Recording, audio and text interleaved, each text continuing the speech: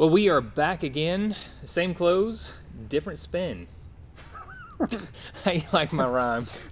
I like them. You have nothing else to say. I don't. Hey guys, we're back again with another segment of First Break All the Rules. Bradley, how are you today? I'm doing very well. It's the same day as last week. We didn't talk about how much it's raining, though. It's raining a lot today, and we're all flooding. So today we're on the third key, which is focus on strengths. The main point of this section or this chapter is focus on each person's strengths and manage around his or her weakness. So focus on strengths, manage around weaknesses. How do we do this? First and foremost, what's the starting point for this? So the starting point is actually knowing your strengths and weaknesses, Okay. knowing the strengths and weaknesses of the people that are on your team.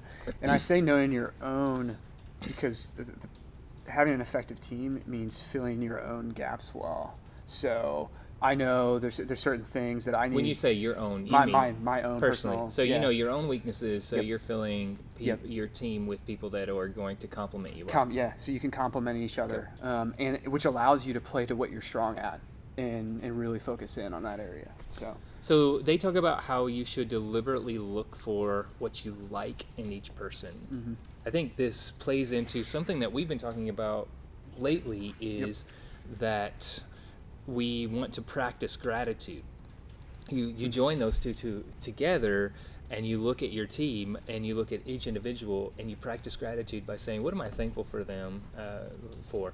Now, here's a question. How do you get to know what your team, what one person is good at? How do you get to know what you like in each person?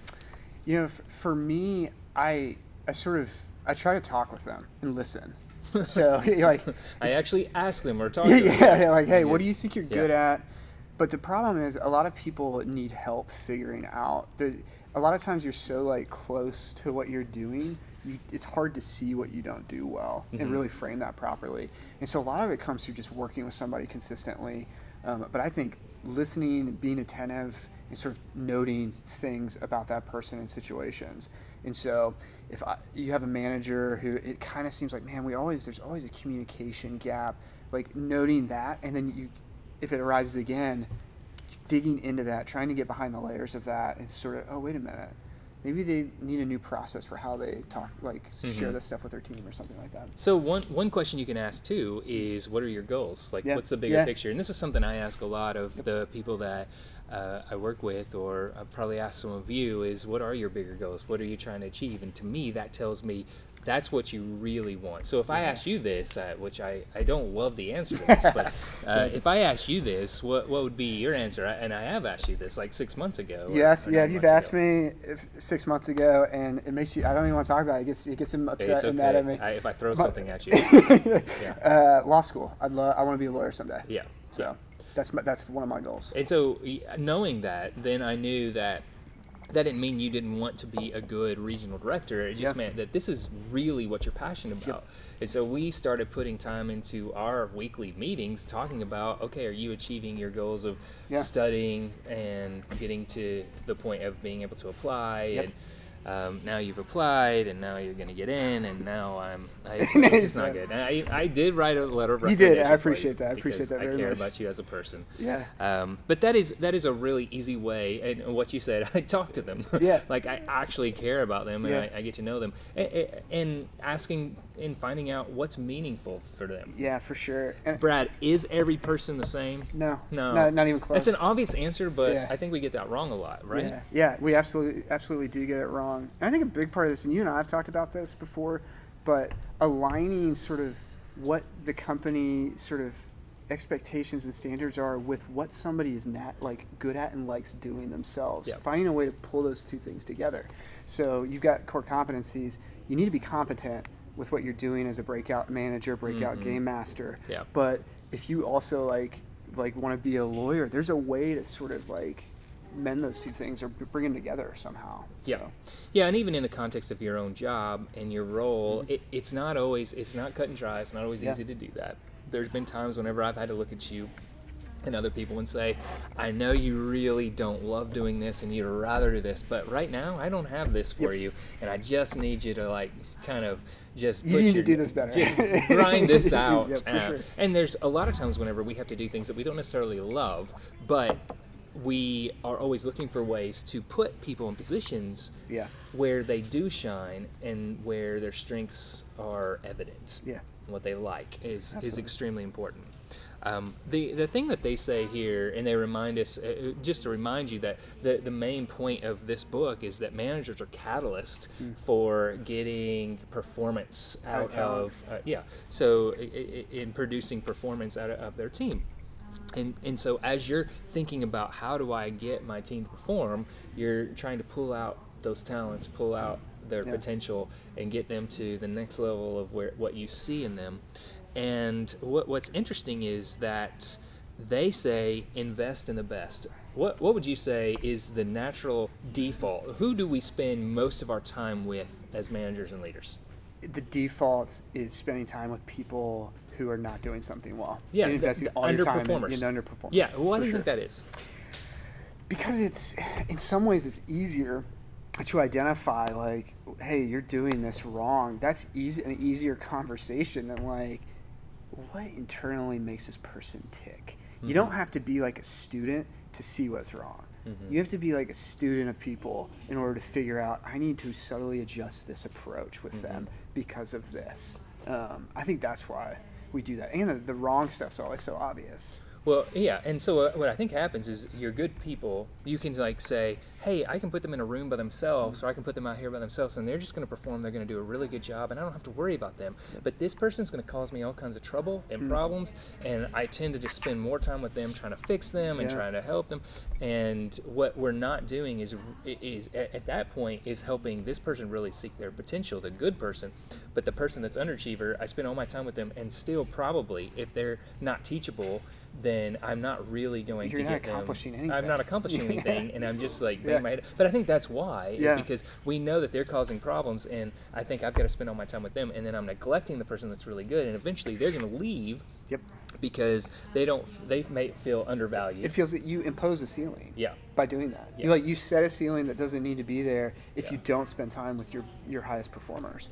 You can help them grow to even another level, but instead you end up just kind of like trying to bring this person like even halfway up to. Or you just put more on them, and you still spend more time. You keep doing. I did that once when I was managing Johnny Rockets. There, I had a girl that was a really great server, and she did really an amazing job, and she seemed to be take on a lot of responsibility. And so I remember one time I gave her this thing. I was like, "You're doing so great. Here, I need you to do this, and you can do this." And she looked at me and she said, "I'm doing great, and I have to do more work than everybody else." Like and it just hit me like, "Oh yeah, that's what I'm doing, because you are doing great. I need you to do this, but you feel like you're undervalued at that point." And so I think we tend to do that. So how do you do that? How do you how do you balance that practically and apply this? How do you spend more time with the best people?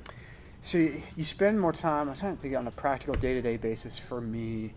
The conversations I have with my top performers are just, they're different than what I'm having with it's just people who don't perform well. And so there's a level of intentionality that's going to go way farther with the person who performs well. And so on a practical basis, we're talking higher level stuff because they get the basic stuff. And so those conversations, they're more meaty, and they take a little bit more time sometimes, but a lot of it's content. And because I work remote, so there's a little bit of a distance barrier there that can be weird, but it's like there's a higher level conversations happening depending on the person I'm talking to. So I know for me, I tend to, if someone's going to continually underperform, and we have a lot of these people, right? We have a lot of people that are performing fine, they're doing their job, they're functioning, and they're not people that we need to get rid of necessarily, but they're people that are just going to stay at this level. Maybe they're not teachable or whatever. I tend to say, okay, you're going to do your job. Your goals are different than what I'm seeing as a goal that I would have for you. And so you keep doing your job. So I tend to then have deeper conversations like what Yeah. you're talking about. Yeah. I tend to challenge that person a little bit more. I Yeah, tend to absolutely. push back on that person a little more. Not because I don't like them, and I have to be careful with this too, Yeah, because it for can come sure, off for wrong. sure. But because I do think that they have potential, and I do want to push them beyond their limits. Whereas this person, when I'm not doing that, they might feel, oh, Jason likes me more, but not really. Yeah, It's not yeah. about like. It's more like I actually see more potential in this person, and I'm So you're pushing gonna- them. you're gonna raise and the if bar I'm for not them. pushing you and I'm not talking to you, then probably might be need to be worried. you should work a little harder. I mean, that's really what's going on there. So what do you do about poor performance? What do you do about the ones that are not performing well? How do you bring that up, or do you? What do you do with them? Yeah, so you have to ask. You have to start asking questions about, is their expectation clear? Do they know what I need them to do? Have I gone like above and So beyond? you ask yourself first. Yep, Am I doing I'm a good asking job? myself, Okay. am I doing a good job making sure the expectation's clear? Yep. Do they have the tools? Almost like literally 95% of the, like I'm talking the 5 alarm fires Yep. that I've had in the last 6 months.